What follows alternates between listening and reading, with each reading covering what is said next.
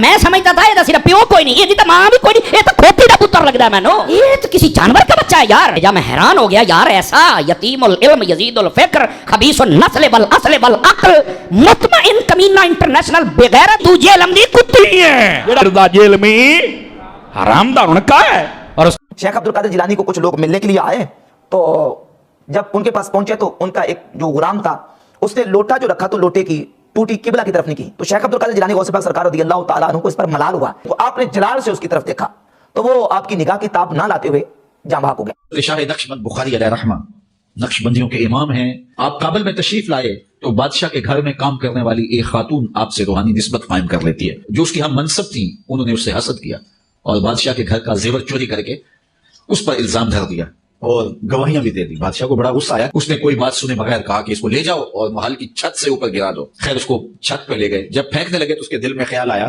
وہ کسی نے بتایا تھا کہ اوکھے ویلے بزرگ کام آتے ہیں، تو اس سے بڑھ کر اوکھا ویلا ہو کیا سکتا ہے. تو اس نے بخارے کی طرف منہ کر کے کہا شیئن للہ چو گدائے مستمند المدد خواہم ز شاہ نقش بند. اور اتنے میں جلاد نے پیچھے سے دھکا دے دیا.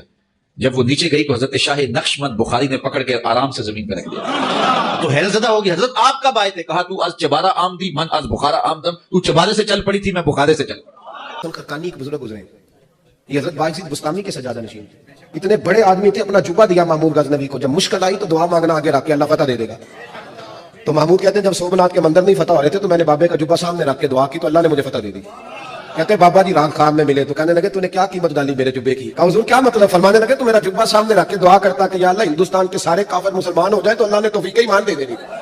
یہ تو نے کیا دعا مانگی؟ حضور کشف المعلوم میں لکھتے ہیں یہ فکرے ان کی زبان سے تب ادا ہوئے جب اس درخت کے نیچے تھے جس کے اوپر میں چڑھا ہوا تھا. آپ فرماتے خدا کی عزت و عظمت کی قسم پورا درخت، اس کی ٹہنیاں، اس کا تنا، اس کی جڑیں بھی سونے کی ہو گئی، سارا سارے سونے کا ہو گیا. اب وہ جو ہے نا وہ مٹی اٹھانے کے لیے نیچے ہوا تو نیچے دیکھا تو زمین سونے کی زمین سونے کی. یہ کیا ہوا؟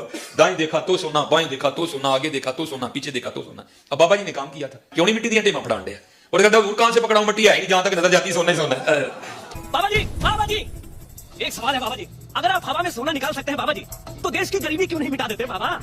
جواب بابا جی، جب آپ خود سونا نکال سکتے ہو تو ہم لوگوں سے چندہ کیوں لیتے ہو بابا جی؟ جواب ہریو ہریو ہریو، یہ رانگ نمبر ہے.